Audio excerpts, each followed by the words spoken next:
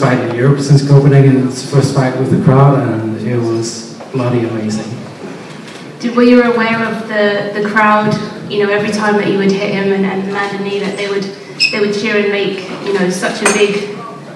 Yeah, I definitely noticed the crowd. Like, I've always fought with the crowd until COVID, so when COVID happened, I really didn't like notice anything missing, but now that it's with the crowd again, I certainly feel that it gives an extra 5-10% in the cage, even though I'm super focused. And we saw, obviously, you got into a little bit of trouble in the first and halfway into the second round. You obviously made a massive comeback. Well, how do you assess your performance tonight? My performance wasn't flawless, but I did a lot of the things we trained for, and I stayed calm. And yeah, I think most importantly, and this sounds odd for a guy who just fought his 27th fight and got his 20th victory. Hey, anniversary. I never truly trusted myself, and I did that in this fight, and that made a huge difference for me mentally. Did you approach this fight any differently to how you normally do? No, like the general fight camp was more or less the same, of course, for a different opponent, but just mentally, I've never felt the calmness and the balance I felt for this fight, and that made me stay calm under pressure in bad situations, and that's why I succeeded in this fight. Anything else? Okay. Yeah. Just want to ask, you know, when you talk about overcoming that first round and especially rallying to have the kind of performance you did in the second and in the third, how important was the crowd effect for you? Well, the crowd effect was definitely a factor, but for me personally, I love the crowd, but I'm fighting in the cage. I have blinders on, so don't get me wrong, like the crowd does make a difference, but in order for me to do my job, I shouldn't have to rely on the crowd. So for me personally, I would have done it anyway, but it's of course like it's an added bonus, like it's a cherry on top. It doesn't change the whole recipe as a whole, but it's a cherry on top that makes it even more sweet when you do some exciting stuff.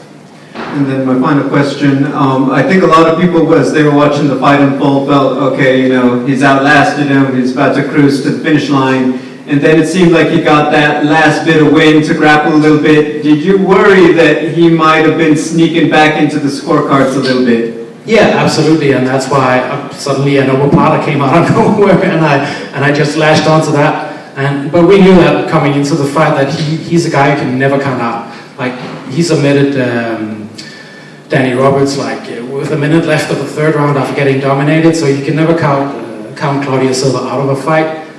Yeah, he gets tired, but yeah, so it wasn't unexpected, let me say it like that. Congratulations. Thank you very much. Can we sports key here? I know it may be early to ask. What was this one?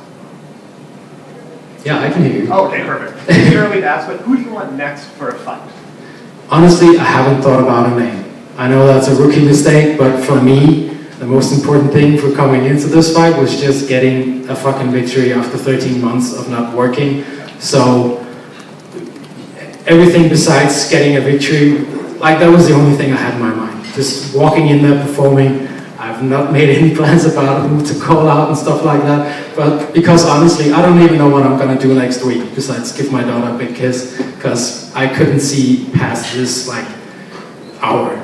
So I hope that makes sense. No, that's a great answer. And I love talking about the philosophy of fighting. Can you tell me a little bit more about what it means to learn to trust yourself a bit? You said you trusted yourself in there and now led to victory.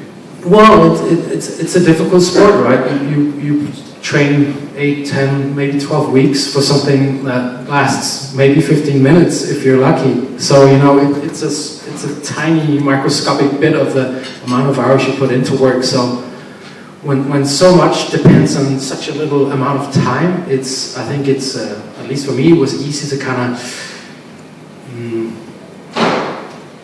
make it bigger than it is. Of course, it is a big thing because a lot of depends on it, but for me at least, I found a way today to go in and not let that pressure affect me and just trust that I can rely on my good instincts.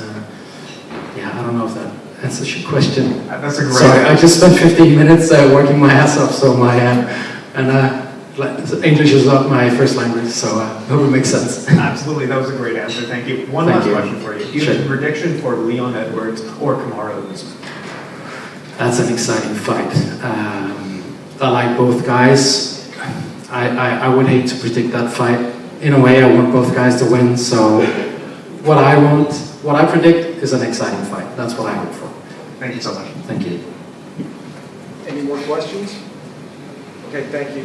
Thank you.